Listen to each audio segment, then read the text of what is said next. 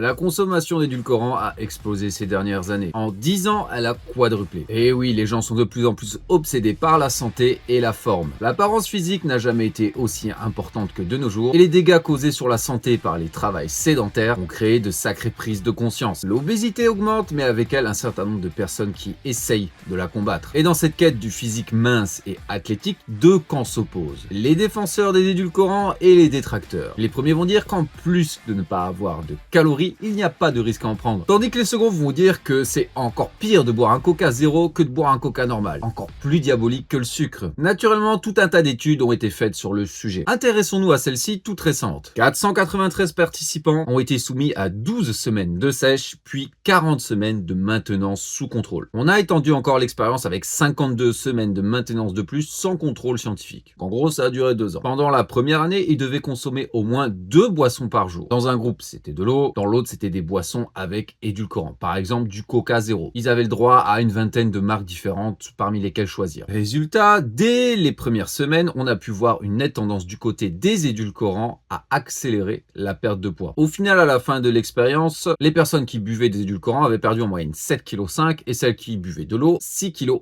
On a pu observer une différence au niveau du tour de hanche, mais pas forcément du ventre, ce qui pourrait être en corrélation avec le fait que le gras dans le bas du dos serait plutôt lié à l'insuline. Et on a pu observer également une légère augmentation de bon cholestérol dans le groupe des édulcorants. Mais pour le reste, pas de différence. Les deux groupes avaient tout autant faim, étaient tout autant rassasiés et ont conservé les mêmes niveaux d'activité. Bon, l'argument principal des détracteurs des édulcorants, c'est que le cerveau est trop intelligent pour se faire avoir. On donne des édulcorants, ça va juste lui donner envie de consommer encore plus de sucre parce que pour lui, c'est pas la même chose. Malheureusement, le cerveau ne marche pas ainsi. Quand une molécule va prendre la place d'un récepteur, peu importe c'est quelle molécule à la base, ça va correspondre au signal de ce récepteur. Sinon, il y aurait eu une différence au niveau de la faim. Contrairement à ce que certaines personnes peuvent penser, les édulcorants peuvent être une aide pour la perte de poids. Justement, ça permet d'enlever ce petit envie de goût sucré, cette dent sucrée qui à tout moment risque de nous faire craquer et péter un câble. Croyez-moi, je sais de quoi je parle. Quand j'ai perdu plus de 30 kilos, c'est là que je me suis mis aux boissons zéro. Donc c'était déjà il y a 10 ans, il y avait moins de recherches sur le sujet. J'ai arrêté de boire des sodas normaux, j'ai bu des sodas zéro. Forcément, il y a quasiment pas de calories, j'ai perdu du poids. Et mentalement, ça me permettait d'avoir de temps en temps un petit truc sucré, un petit truc plaisir dans ma bouche, sans calories. On a une deuxième étude sur les édulcorants, cette fois avec des biscuits qui contenaient soit de la stevia ou un autre édulcorant, ou du bon vieux sucre. Là encore, même constat,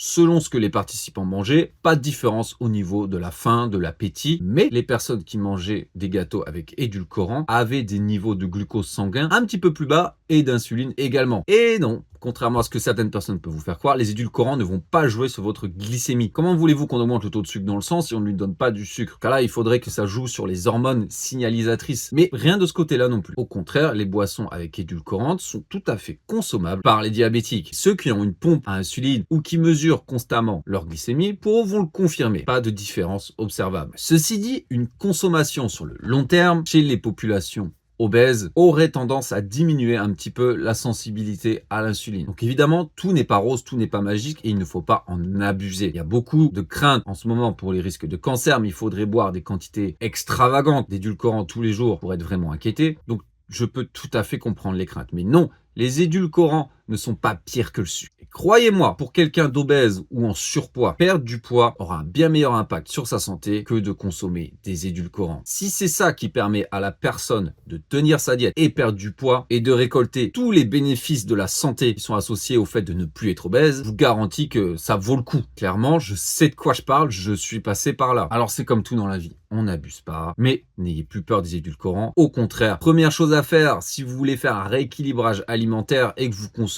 des sodas ou des boissons sucrées, vous enlevez ça, vous remplacez juste par des édulcorants. Vous allez voir la magie opérer. Alors voilà, c'est tout pour aujourd'hui. Est-ce que vous consommez des édulcorants ou des boissons zéro? Est-ce que ça a eu un impact positif ou négatif dans votre vie? Dites-moi tout en commentaire. Tout commentaire booste l'algorithme, alors n'ayez pas peur. Allez, à la prochaine.